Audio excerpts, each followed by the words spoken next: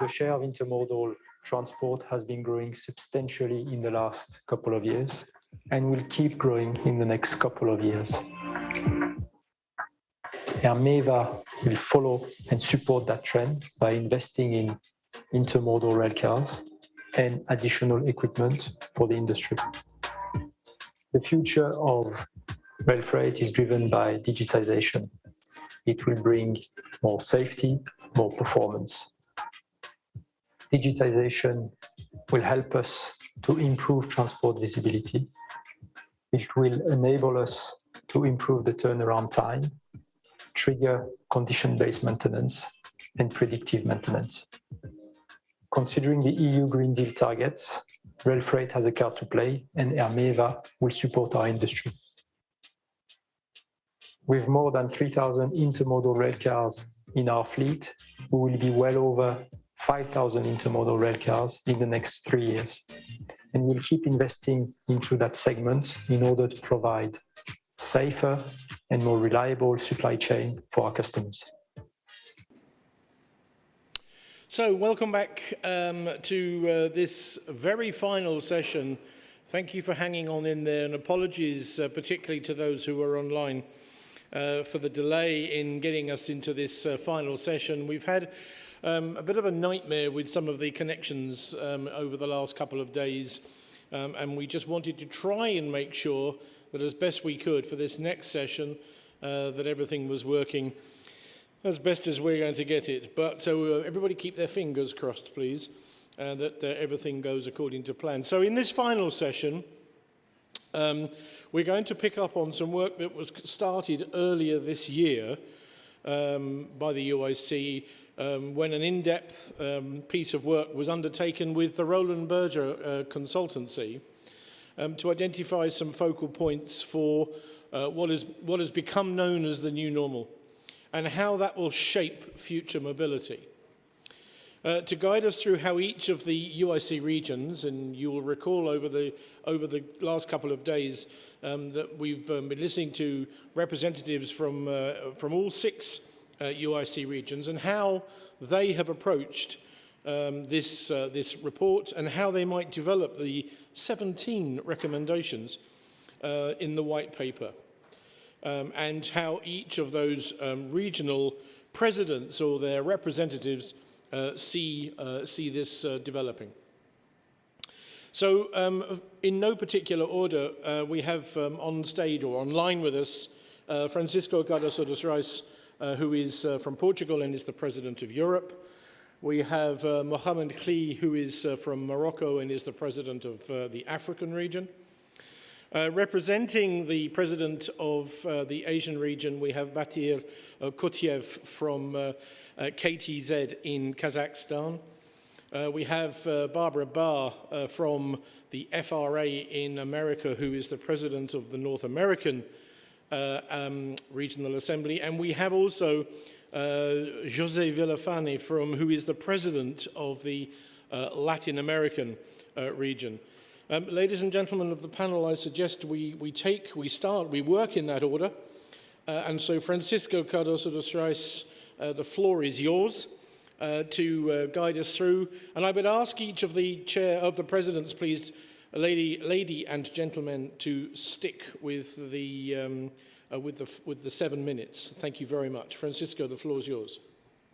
Thank you. Good afternoon, all of you, dear colleagues, dear chair lady, dear chairman, dear colleagues present in Paris and online.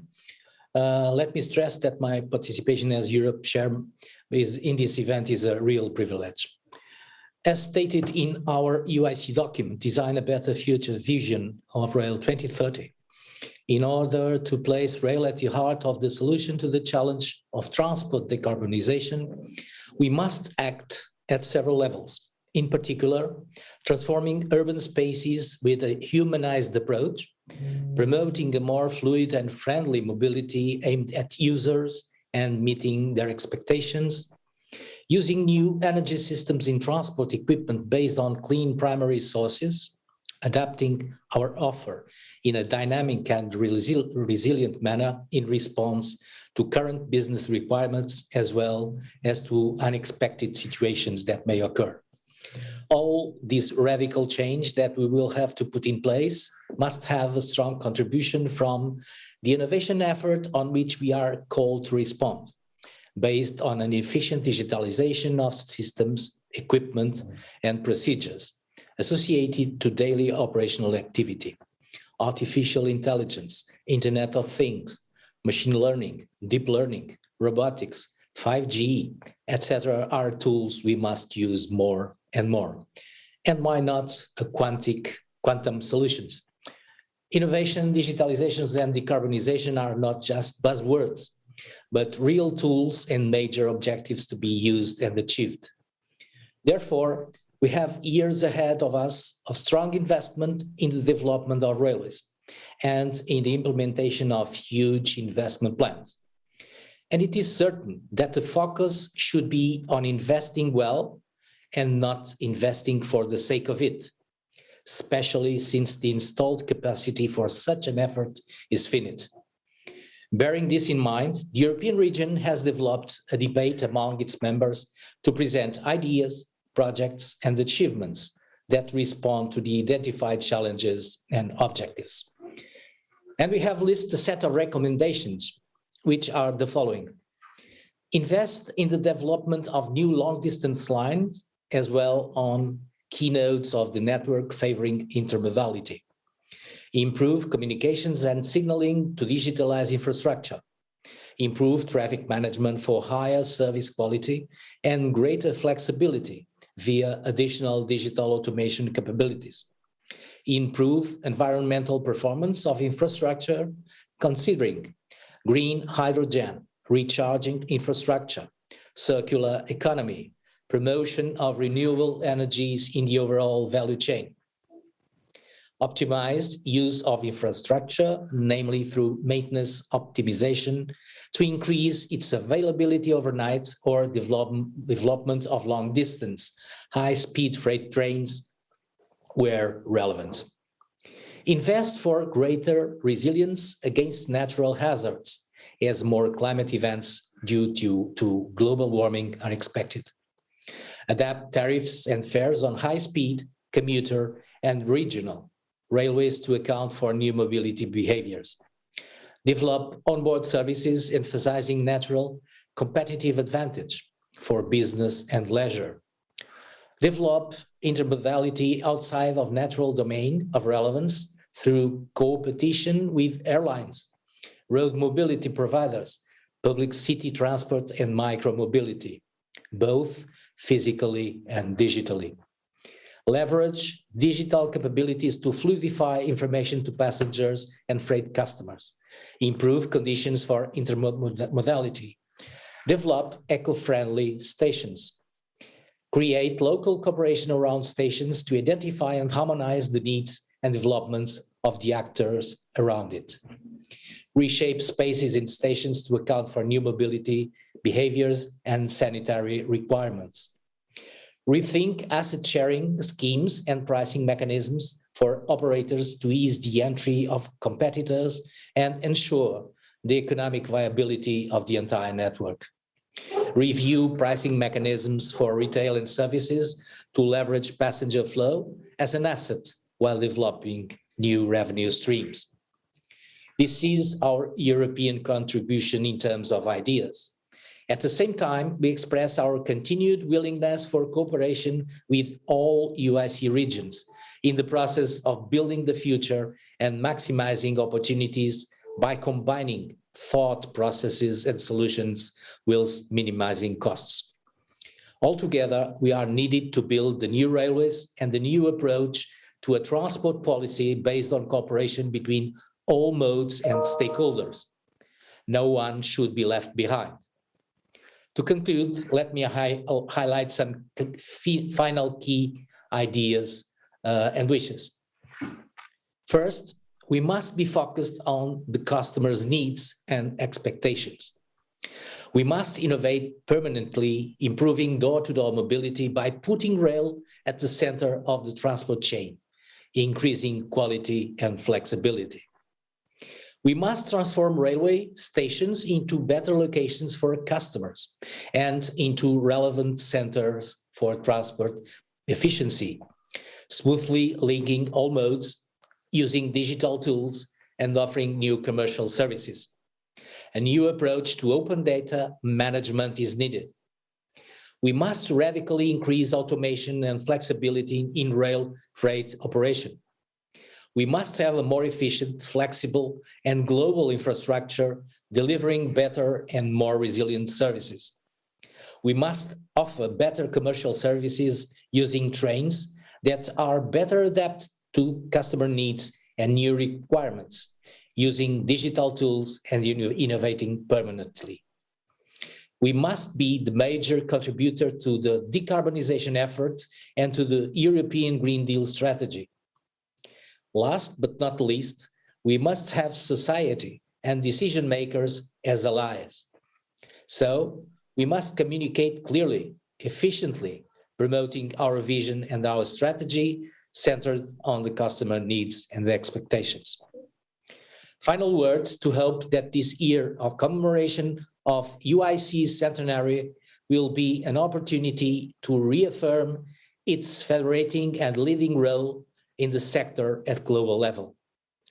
Thank you for your attention.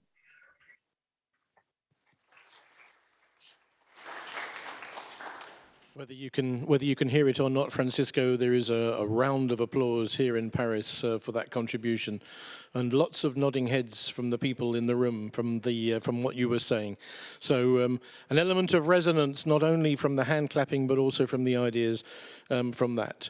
Thank you very much, Francisco. I'm going to move now, if I may, to the African region, and we call Mohamed Khlie, who is the president of the African region of the UIC. For a short perspective of where the African region perceive, or how the African region perceive this moving forward. Mohamed, vous avez la parole. All right. Dear colleagues, whether you're in Paris or elsewhere, this symposium was a great opportunity to talk to one another and to look at the proposals of the different regions when it comes to sustainable mobility. As far as UIC Africa is concerned, we can only adhere to the vision for 2030 that has real ambitions under the auspices of our organization. We think it's a great opportunity to really help our sector change and to really make it the backbone of worldwide mobility for both passenger and freight. And I think there are two main things to look at here. The first thing is bringing together the ambitions of the different members of UIC Africa when it comes to decreasing our footprint thanks to low carbon activities, improving the sustainability, the viability and the efficacy of low carbon rail mobility, to improve our security and safety, to also improve the value added that we bring to the services as an essential actor for the economic and social development of all territories, reinforcing territorial integration, improving safety, accelerating the digital changes, moving to low carbon activities, developing low carbon driving methods and eco-design, reinforcing the social performance of our activities and promoting inter-network and inter-institutional cooperation. It's a long list of ambitions, but when it comes to what Africa wants to do, there you go. Those are our ambitions. Now, when it comes to promoting rail in Africa, more specifically, we have to look at the specific conditions of the continent. This continent has a huge potential for development. It is a continent that has a lot of natural riches and a young population. Today, the African population makes up 17% of the world population. By 2050, when we want to have a low-carbon economy, more than 1/3 of the world population will be located in Africa. So for the continent, this means that the continent, which is still lagging behind when it comes to development, now will or has to come into its own. The African Development Bank assesses that we need $30 to $40 billion in investment a year in African infrastructures. In other words, we have a role to play as UIC Africa to develop those opportunities and to bring forward the decarbonization of the economy. To do so, we need to be able to position rail as a solution in Africa and to promote it. This is an ambition of UIC Africa, and we have our ambitions for 2063. We are finalizing the results of a study to define the main lines for rail in Africa. And the idea, again, is to be the backbone of mobility there for both the transport of goods and the transport of people. Our region is supported by UIC in this ambition, and our role is to be able to bring together the decision makers of the whole continent and to convince them of how important it is to develop railway as a solution for sustainable mobility. But we also count on other stakeholders, and in particular on the UIC world, to support us in this endeavor. But we're not starting from scratch. We are already committed to many different projects when it comes to regional transport projects. There are also dedicated lines for freight. There are also high-speed projects. There are already success stories on the African continent that have already brought about a lot of economic development and social development. Those are great success stories, and they are likely to whet the appetites of decision makers elsewhere on the continent as well. For now, it remains as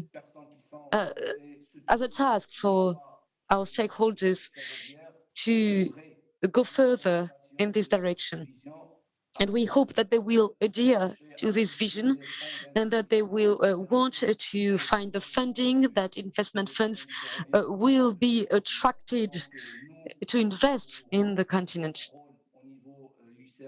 And our role as UIC Africa, with the help of UIC, will be to be there to promote this movement and to promote railways in Africa.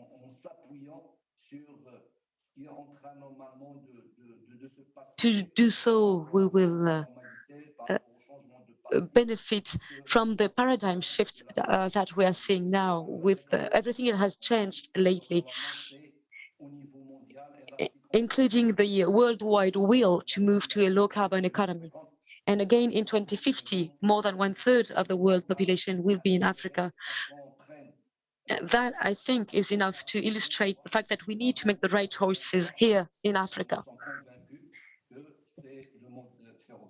And we think that the right choice is railway, indeed.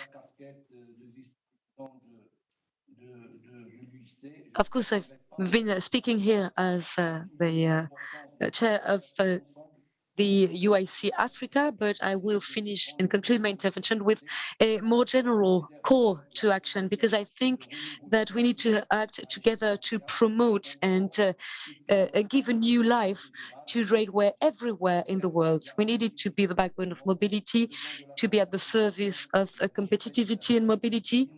We need to have a more digitalization and to have a broader partnership, including innovative management systems.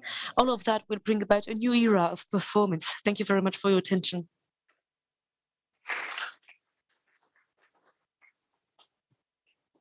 Mohamed, merci beaucoup. Thank you very much indeed for the perspective of how the African region are going to take these topics forward. And indeed, I picked up from there, as indeed I picked up from what the words of Francisco from the European region, the most important element in all of this is working together, partnership, and indeed echoing some of the messages we heard yesterday about network, not patchwork. And maybe this is something which we can all develop on together. Turning now, if I may, to the Asian region, or the Asian Pacific region, and to Batyr Kotyrev, who is from KTZ in Kazakhstan, who is speaking on behalf of the Vice President of the Asian Pacific region. Moving straight over to you, Batyr. Batyr, the floor is yours. Thank you, Simon. Good evening, ladies and gentlemen.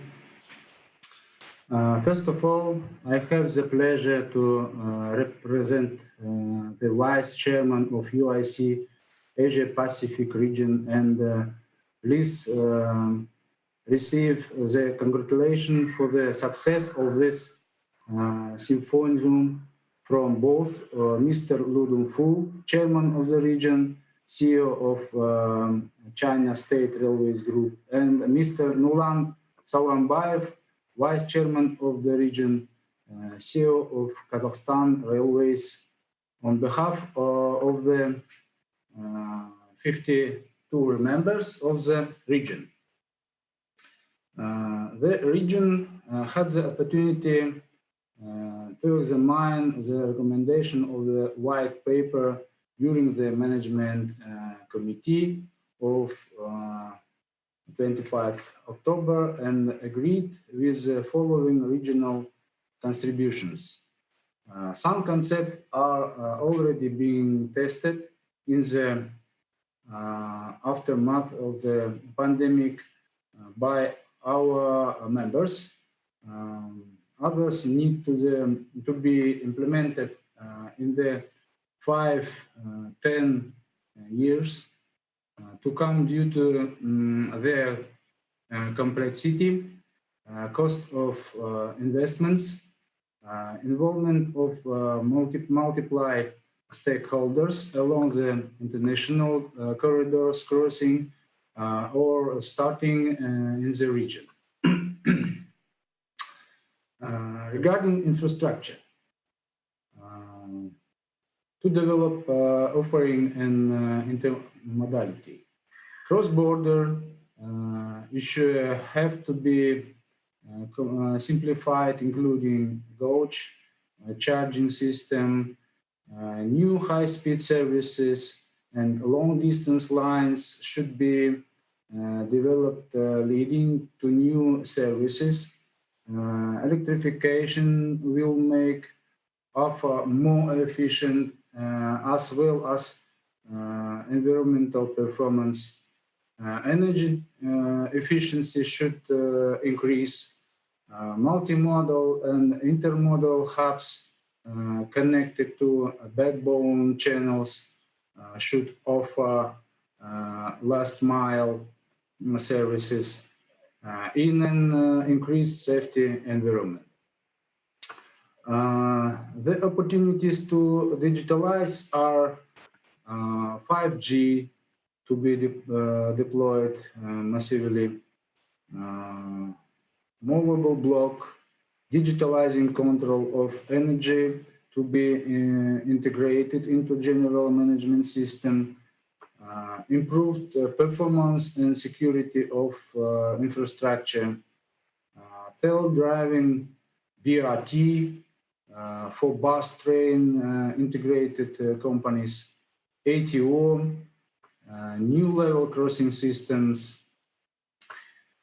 Traffic management can be improved thanks to improved capacity and automation, real-time, movable block once again, use of cloud and AI in operation and control center, thus improving information sharing, mobile contactless for transportation, traffic info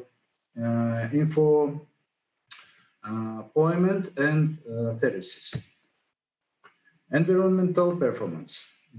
Predictive maintenance will improve performance and will also help reduction of operation interruption thanks to AT and AI, electrification, diesel, electric, and hydrogen, full of or hybrid will participate to energy efficiency. Sustainable cities are also keys to perform midterm zero carbon challenge and targets. Optimized use of infrastructure will be achieved through digital modeling, digital twins, improve labor efficiency, green yards, a new urban distribution of goods, new methods from time-based maintenance to condition-based maintenance. Greater resilience will be achieved through optimized layout of railway environment, flexibility of network in order to improve anti-damage capability, new infrastructure with a greater rail silence, tunnel line car, regionally adapted disaster resilience like gust wind, flooding, wheel spinning due to heavy rains. Regarding railway undertakings, regarding traffics and fares, flexible tariffs, marketing actions for stimulating demand, discounted tickets and new pricing policies, extended and new service subscription of peak management may be implemented even more in the region. Regarding long haul and regional rail, they should be integrated with other model and include information of conjunction, services and stations, and also city development around stations. On-board services, Wi-Fi, TV, catering, working facilities on board, cleaner train and possible options.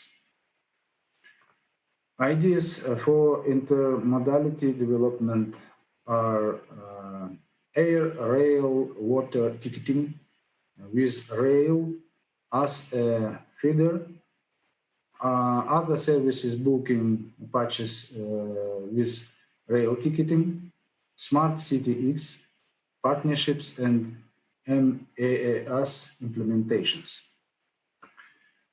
Innovation toward environmental transition like eco-friendly rolling stock with waste management and water recycling, eco-driving, use of hydrogen and wind power in non-traction, rectangle model equalizing post-COVID-19 congestion scheme, thus optimizing energy consumption.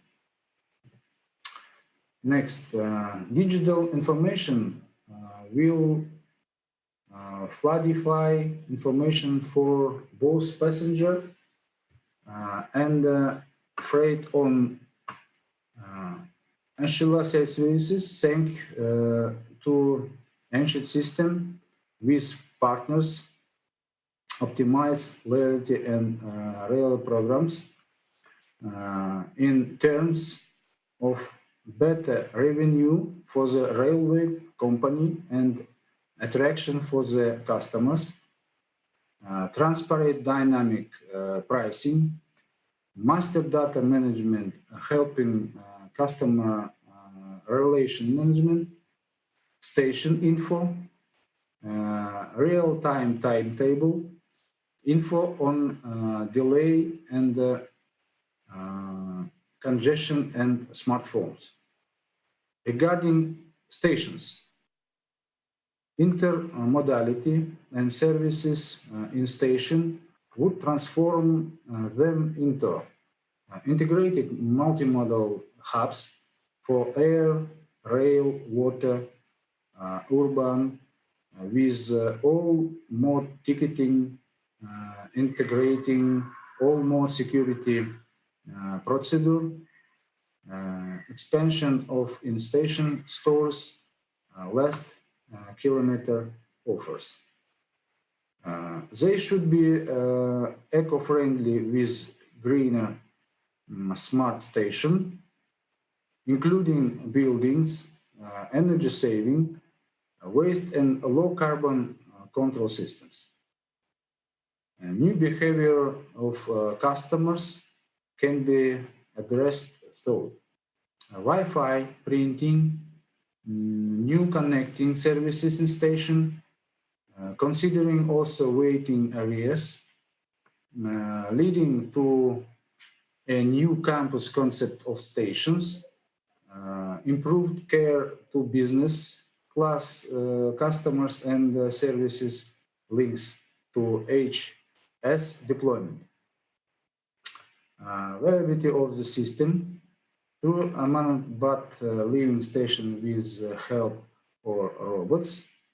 New revenue schemes could involve comprehensive land development around stations, from freight yard to real logistic centers, delivering products from local, suburban to metropolitan with the use of passengers trains. Thank you for your... Simon.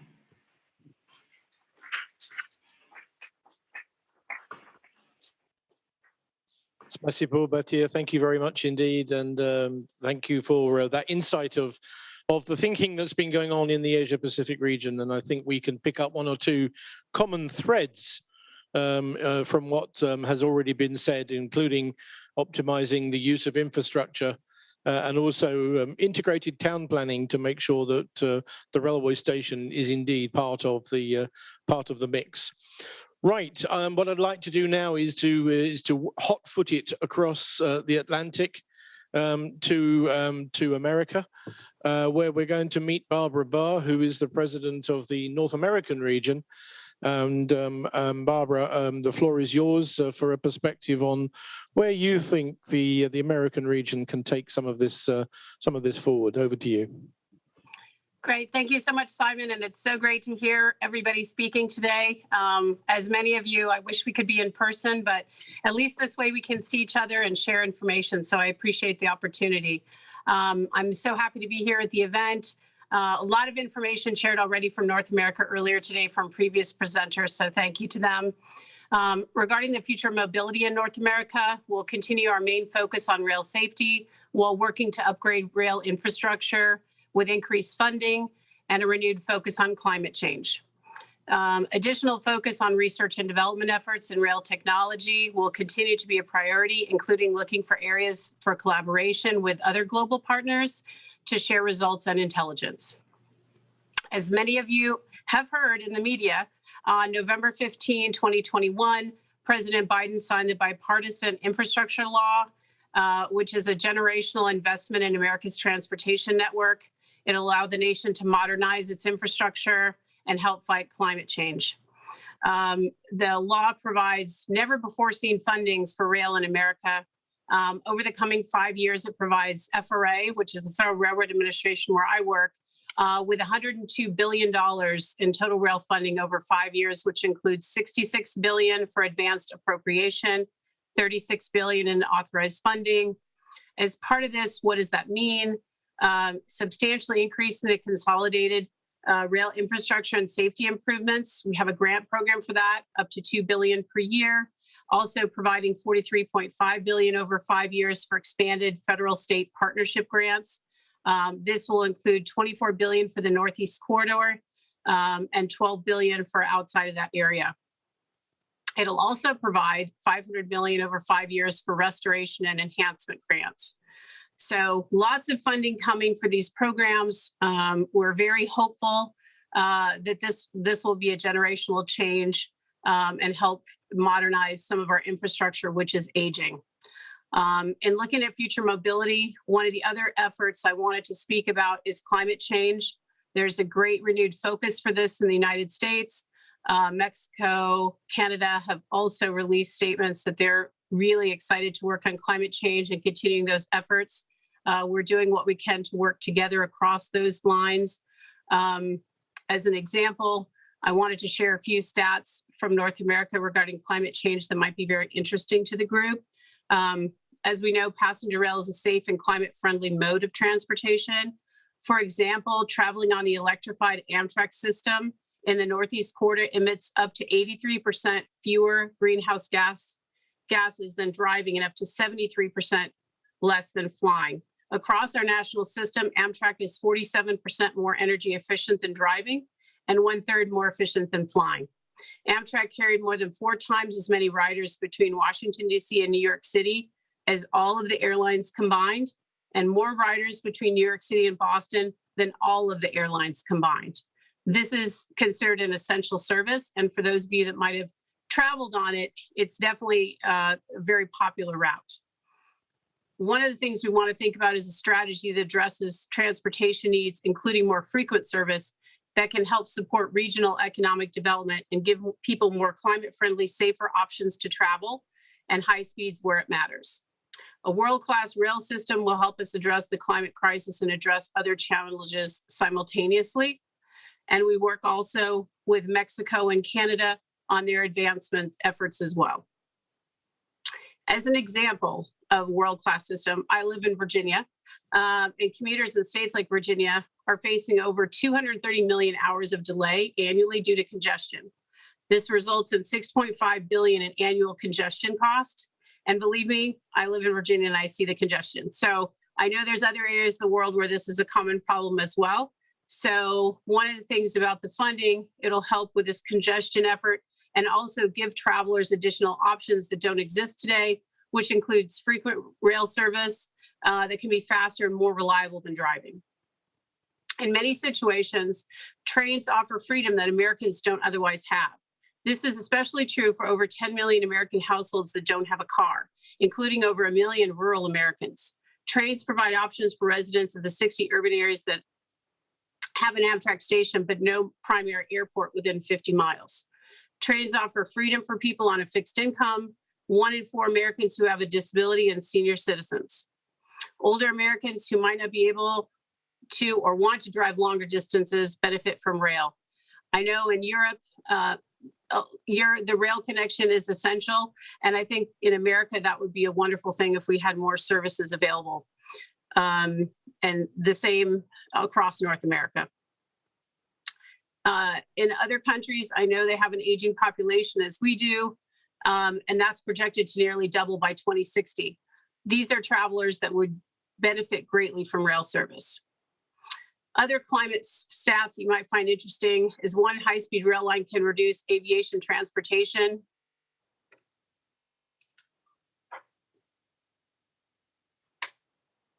You still there? Can you still hear me? We can still hear you, but you're upside down now. Okay. I don't know how that happened. Hey. Okay, great technology. Okay. I just want to make sure you guys are paying attention.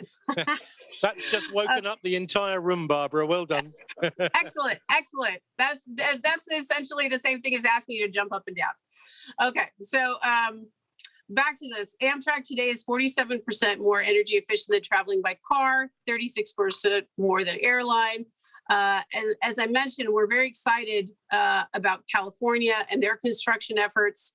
And just a fun fact, California would have to construct 4,200 highway lane miles and 91 airport gates and build 2 new airport runways, equivalent to like the size of the San Francisco International Airport, to provide capacity equivalent to the phase 1 high-speed rail system. So emissions from passenger rail are low. 93% of weekday Northeast Corridor trains are electric, and commuter rail trains emit the lowest greenhouse gas per passenger mile as compared to other travel modes: bus, automobile, air, ferry. So I will stop there on that, but suffice it to say, the excitement on climate change continues. The efforts to look at how we can reduce greenhouse gas emissions continues, and we work with all of our partners in North America on these efforts. I also want to mention, across North America, we looked at combining our efforts with other UIC regions and partners to share in preparing for a bright future for rail transport.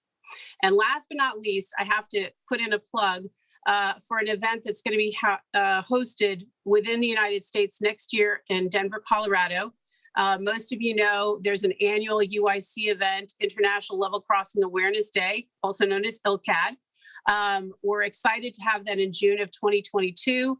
It will be a 3-day event. The first day focused on trespass, the second day for the traditional ILCAD, and the third day for site visits. So just want to let you know exciting things to come. And turn it back to you, Simon. Barbara, thank you. Round of applause for Barbara. And indeed, ILCAD, something very close to my heart. So thanks for taking that on as well. Interesting, of course, Barbara, that you were picking up on a couple of points there related to the congestion, but also the sort of getting people out of cars and into trains helps with clean air, and therefore cleaner air, and therefore the carbon emissions. Right, I'd like to move us now, if I may, back across the Atlantic and up the Bosphorus a little bit to Metin Akbaş, who is the chairman of the Middle Eastern region of UIC, for a perspective from what they are doing in the Middle Eastern region. And over to you, please, Mr. Akbaş. Sesim geliyor mu acaba? Can you hear us? Can you hear us? Can you confirm that you can hear the interpretation? We can hear both of you at the moment. Thank you. Okay, again. Okay, thank you. Distinguished presidents, I would like to begin by celebrating the 100th anniversary of the UIC. As we all know, we have experienced the extraordinary COVID-19 crisis, and this has almost redesigned railway applications and changed every aspect of our lives. Quarantine measures have taken many parts of the world, and it has changed working habits, mobility changed. The mobility importance has been understood. Investment in railway infrastructure and rolling stock have gained importance. We are striving to further strengthen the environmentally friendly, innovative, and sustainable railway system in our region so that we will be able to adapt to the new normal quickly and effectively and efficiently.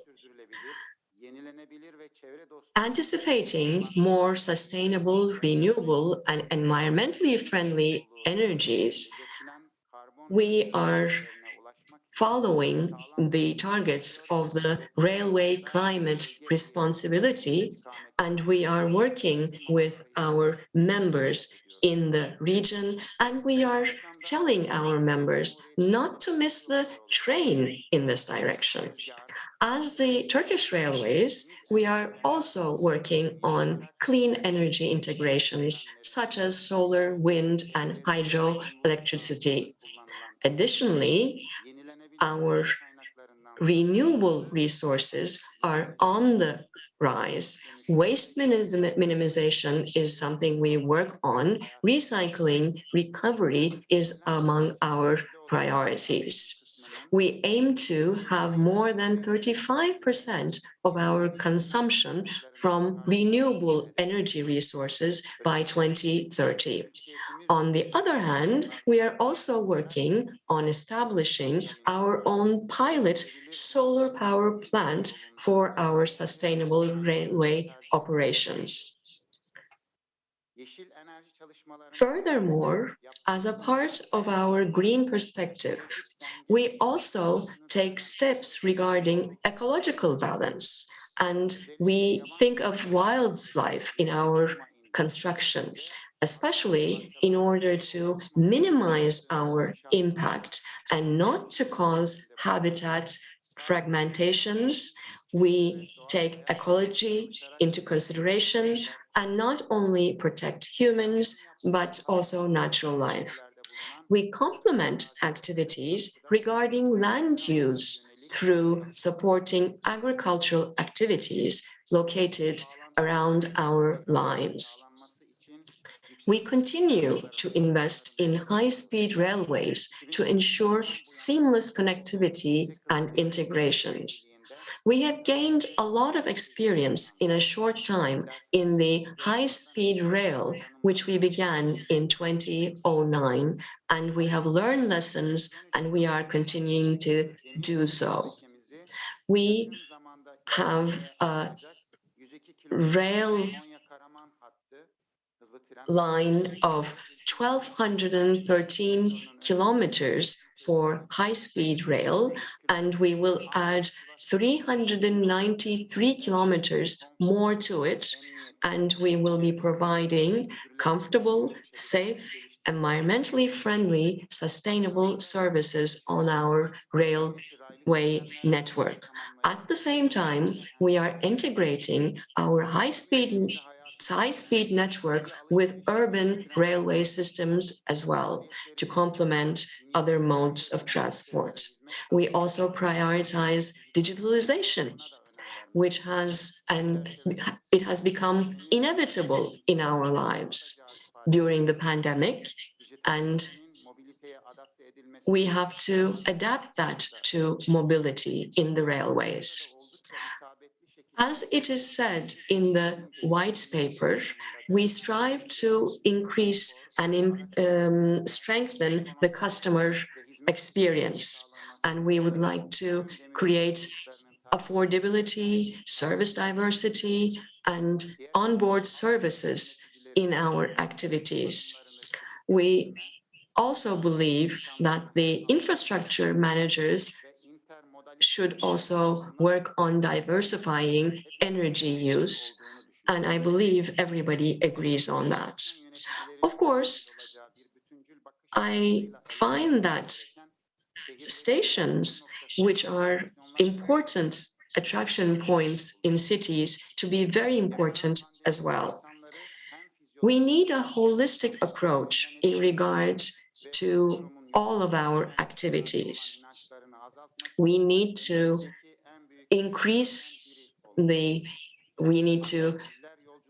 recreate the work we do for passengers, and we have to recreate their trust in us. And we have to show them that railways are still very comfortable and safe for them. That could be through maybe promotions with campaigns, and we believe that those kind of activities are important. In addition, we think that efforts such as accelerating border crossings is also very important. Electronic precautions are very important for our supply chains, and they will be an important aspect for us. Distinguished participants, colleagues, I believe that recommendations to stakeholders of the railway sector in the white paper will guide us in our work, investments, and projections.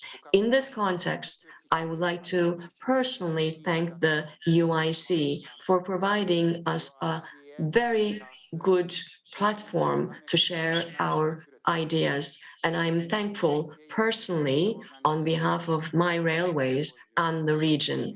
And I would like to conclude by expressing my pleasure in being amongst yourselves in this day, in this wonderful organization of this organization. Thank you very much for listening.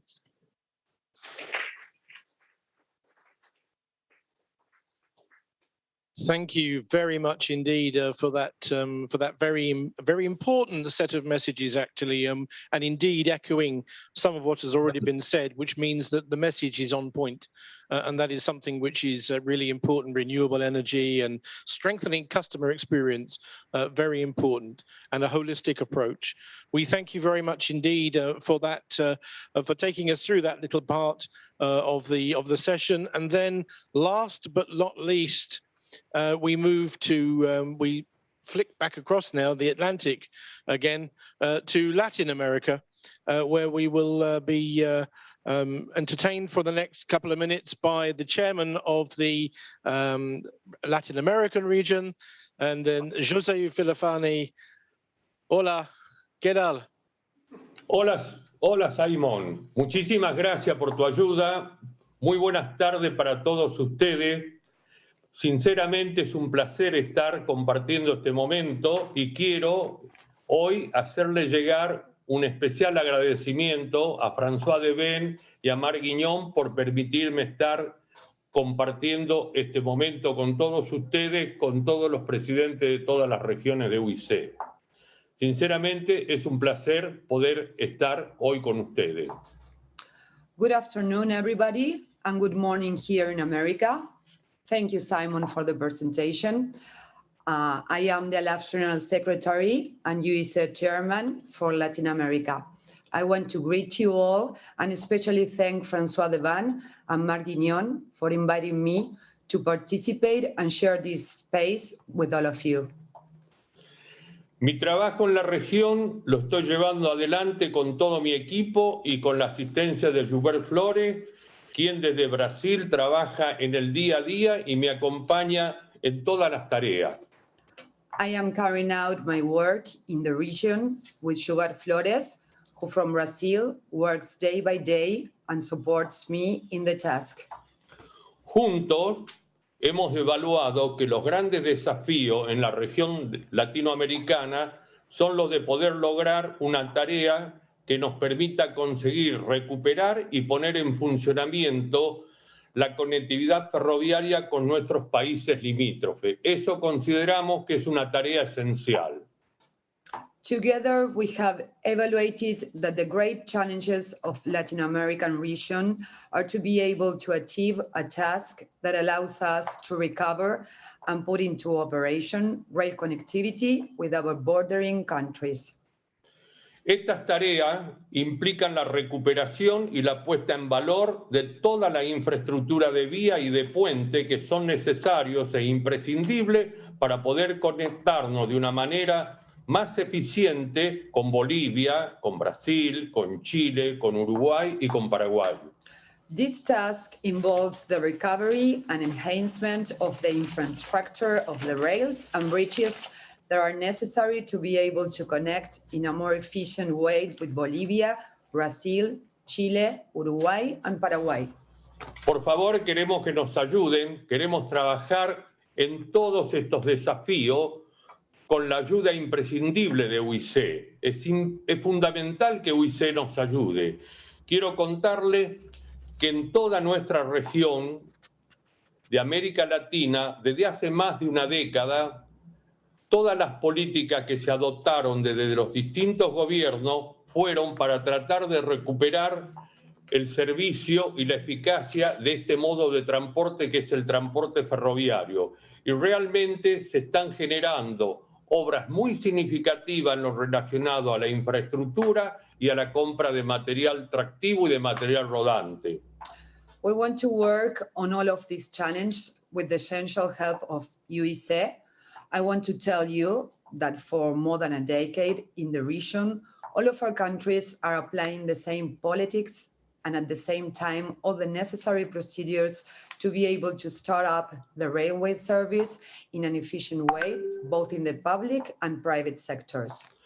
A todos los socios de UIC, a todos los que están presentes y a todos los socios en conjunto de UIC, queremos invitarlos a que nos conozcan a través de nuestra página web, que nos visiten en nuestra página y que de esta manera puedan conocer todo lo que hacemos en detalle. Básicamente la tarea que llevamos adelante desde el observatorio, todo nuestro programa de actividades para el año 2022 y de esta manera ustedes podrán ir interactuando con nosotros en cada una de las necesidades que en común tenemos. I want to invite all UIC members to get to know and visit our lab page, and in this way they can have a deep understanding of who we are and what we do, especially our plan actions for next year and a very special space, our observatory and our work at green environment and climate change. Muchísimas gracias. Nuestro mayor objetivo, cuando todas las restricciones producto de esta pandemia del COVID que nos toca vivir estén resueltas y que tengamos desde un lugar la posibilidad junto a Juber de viajar y de conectarnos con nuestros socios de ALAP y con los distintos países que forman parte de nuestra región de América Latina, la idea básica de todo el trabajo que queremos llevar adelante, asumiendo el desafío que todo esto implica, es la posibilidad de que UIC tenga nuevos socios y que esos nuevos socios de América Latina se sumen a esta tarea y a este trabajo que realmente tiene un valor muy, pero muy significativo. When all the restrictions and limits of the pandemic are over, our main goal is to be able, together with Schubert, to mobilize in search of a new partners for UIC. Congratulations for all, and especially to UIC for the 100th anniversary. Gracias, muchísimas gracias por todo y sinceramente en el marco de todo el conflicto de la pandemia que tuvimos, la ayuda, el aporte que UIC hizo fue fundamental para toda la región y un aporte muy significativo para toda América Latina. Thank you very much, UIC, for your support in this pandemic. It was essential for us, and also the task force for last year. Thank you very much. Muchas gracias.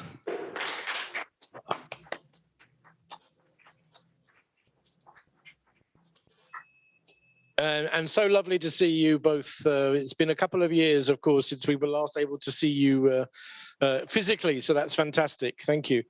Ladies and gentlemen, that draws to a conclusion this particular part.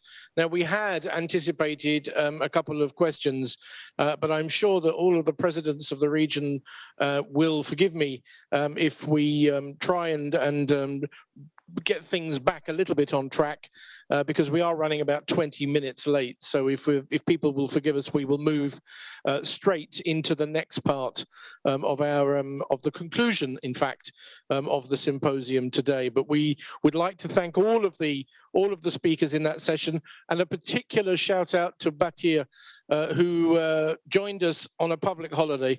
Batyr, thank you very much indeed for doing that on a public holiday as well, and especially a big one in Kazakhstan. So thank you very much for doing that. But of course, thank you to all the presidents as well.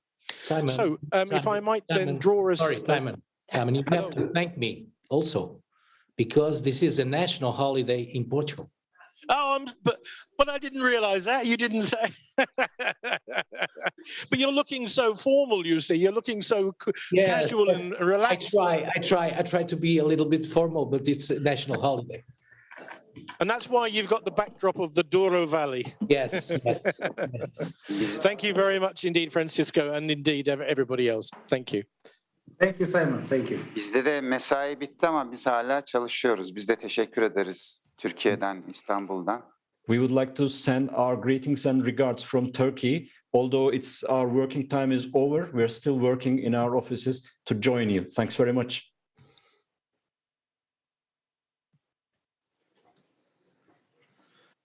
There is one upside of this pandemic. 2 years ago, we would never have done an event like this. And 2 years ago, we would never have been able to connect to the entire world of the UIC within an hour. And I think that's something which we should just bear in mind as we try and establish what is called this new normal and what it's going to look like. And I think over the last 2 days, we've seen what it looks like. It's had its ups and its downs. It's had its moments. It's had its technical challenges. It's had its bugs. But equally, I think it's something which has actually been an extraordinarily useful and enlightening, enriching is even the word I would use, experience. Now, before handing over to François Davenne to formally close our event, I would like to say 1 or 2 words about the round the world trip that we've been on in the last 2 days. Phileas Fogg did it in 80, and we've done it in 2, and I think that's fabulous. We've heard from government agencies, politicians and railway companies, and indeed many more. All of this brought together by a team that have worked very hard behind the scenes, despite, as I've already said, the complications and the bugs. A word especially to Marie Plot-Lombard, who's not listening, and her production team, and especially Barbara at the back. Well done, Barbara, for all of the...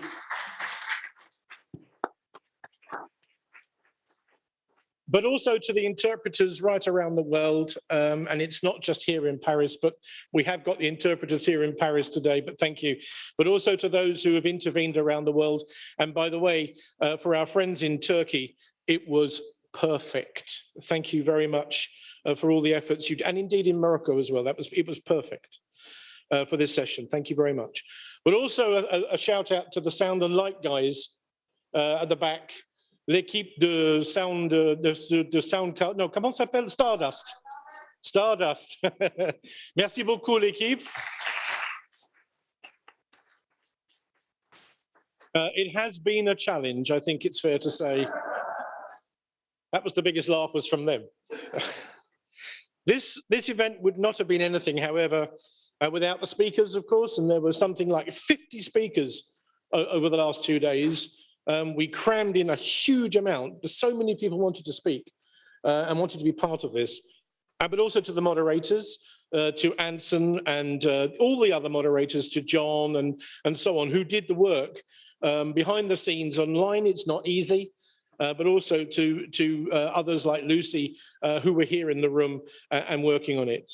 The proceedings from this event will, in the not too distant future, there is of course some tidying up to do, will become available via the UIC's YouTube channel.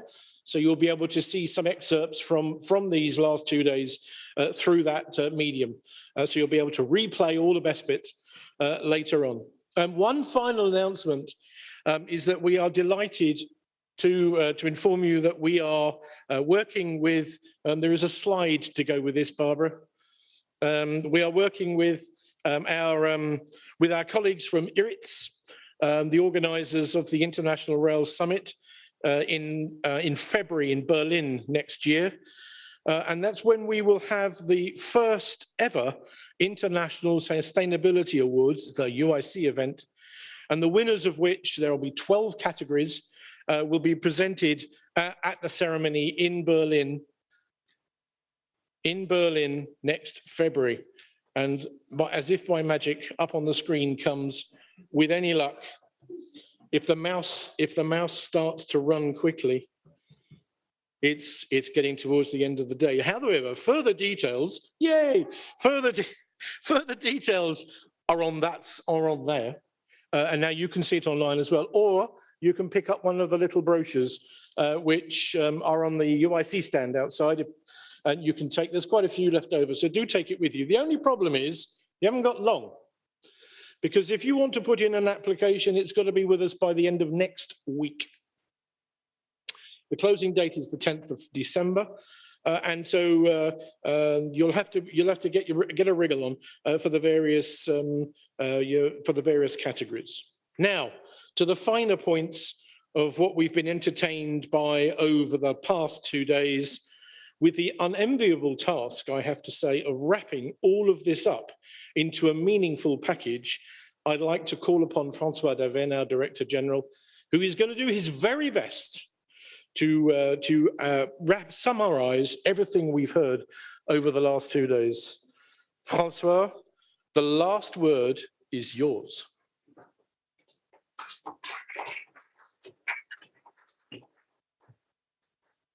So thank you, Simon, for giving me this impossible task. But what I can, I think, possibly deliver is indeed to try to have some lesson learned from this symposium. First of all, but Simon already told it, I think that's fairly new to do this kind of thing. So I think you have understood that you were all guinea pigs, because that's the absolutely first time that we did such an event. And I think that it was very efficient in giving more tight links between our members. I think that's something that we are pursuing in UIC.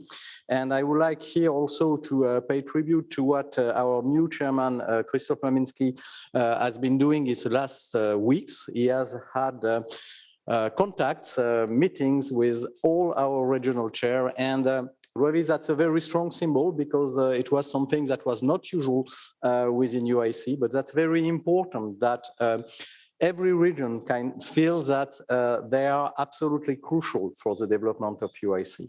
And I think if there are lessons to be learned from these 2 days, I will be brief. Don't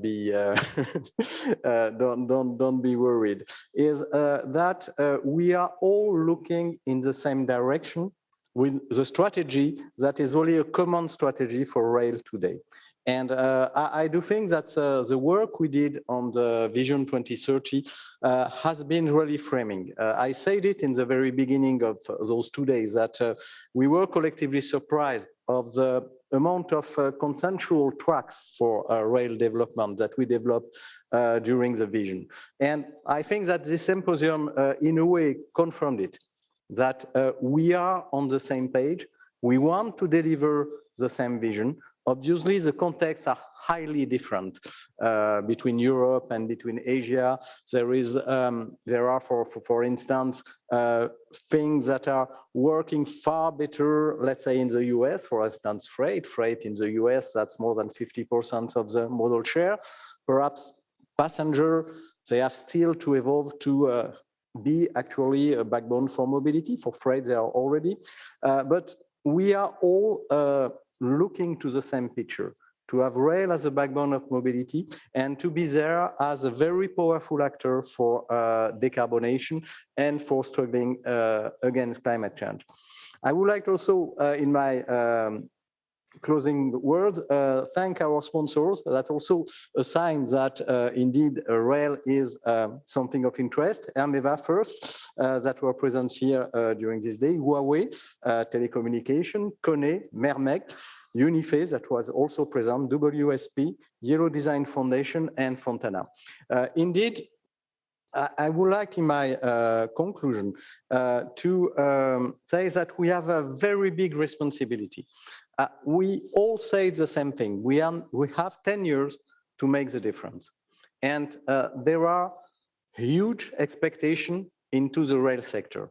It was very clear in the video we made for the COP26.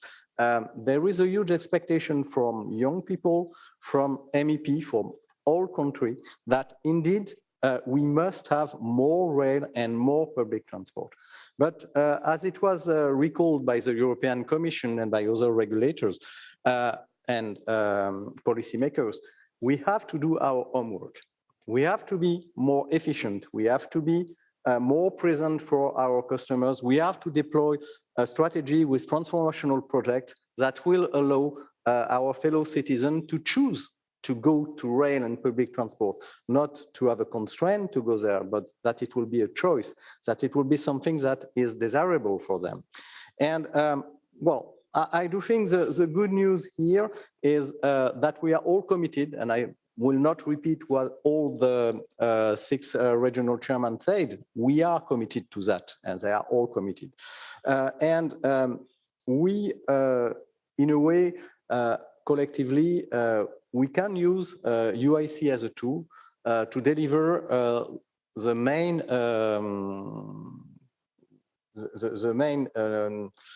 enablers that will allow to indeed deliver this vision. I think we have to work together. UIC is basically a forum and a technical organization where we are trying to gather our members to work together and basically to deliver. So we will be really committed to that. And I think there is, I will take basically 5 very rapid points out of what have been said today. First of all, I will take network, not patchwork, from Anna Deparnay-Grunenberg, the MEP from the Green Party in Europe. And indeed, that what we are confronted with, we have to not be national anymore, but to have an actual international thinking. And in developing our different tools, whether it is about ticketing, about control command, about telecoms, we have to think global, and I hope that UIC can help. The second word is software, because we know that digitalization and improving the service quality and the efficiency of the network will go into thinking about the structure, how we are organizing our different soft activity, whether we are speaking about ticketing, whether we are speaking about data model, we are speaking of telecom, we have been a lot speaking about 5G, that's one of the strengths of UIC to develop 5G for the railways. What is to be done with cybersecurity? So what is interesting is that digital or the software industry is also a global industry. So we have to learn from the standard of this industry to develop global solutions that are indeed efficient, but also cost effective. And that will be the third takeaway. We have to have a cost leadership strategy, because we can dream indeed to have a perfect level playing field, but we all know that first, it will be very difficult. Pricing to carbon will be a very complex project with a lot of societal questions. So we have ourselves to be more effective, to gain some kind of cost leadership. And for that, we have to work together in a process of continuous improvement. And I do think that UIC can be instrumental there, not for everything, obviously, but for instance, to be the place where everybody can see that in the railways there is quality jobs, so to have the good brains for indeed winning this battle for cost leadership. We can also work together to improve the cost structure of our sector, for instance, to work on maintenance, both for rolling stocks and for infrastructure. That will be something quite difficult, but I do think that if we do that, that will be a success. But at the end, what we have to do is to be customer-oriented, because we have been speaking a lot about changing paradigm to have more people on rail, but those people, they will come if we are speaking to them. We are speaking to them as customers, but also as citizens. And that I can find, in a way, a satisfaction being on rail, both as a customer and as a citizen. As some of you know, I have been 6 years in Switzerland, and one of my takeaway from my experience in Switzerland is that that's good to ask for people what they are thinking about the transport system. Because in Switzerland, they have been asking, I think, 3 or 4 times to the people, what are you thinking of your transport system? What do you want? Do you want cars or do you want rail? And the first time was in '95, that's an anecdote. And the first referendum they did in Switzerland, in the ministries, they have already in their offices all the plan to close the lines, to have more buses, more cars, more highway, less railways. At the end of the day, the people, they voted for railways. And since they are continuing, so we need to have people with us, to have them aware that they need to struggle to have a better system. And I think that's something that UIC can also contribute in giving a clear picture. And the last point is that we have to be good neighbors. And it was said by Metin Akbaş from TCDD just recently. We need to preserve natural resources. We need to be a service provider that is freeing public space in city, because that's also something very important, as been said many times. But when you have more railways, more public transport, you are eating less public space. You are giving back to your fellow citizens space. You are giving them back roads. You are giving them back streets where they can be, they can walk, they can bike, they can live, basically, without being under the threat of congestion and pollution. So we are, by nature, a good neighbor. So we need to continue along these tracks. So that will be my conclusion. And we are preparing within UIC out of what have been said during those 2 days, the practical tracks for implementation. Because, well, what you have seen at the beginning of this symposium, that's a vision 2030. So how do we go from the vision to the implementation, to the delivery?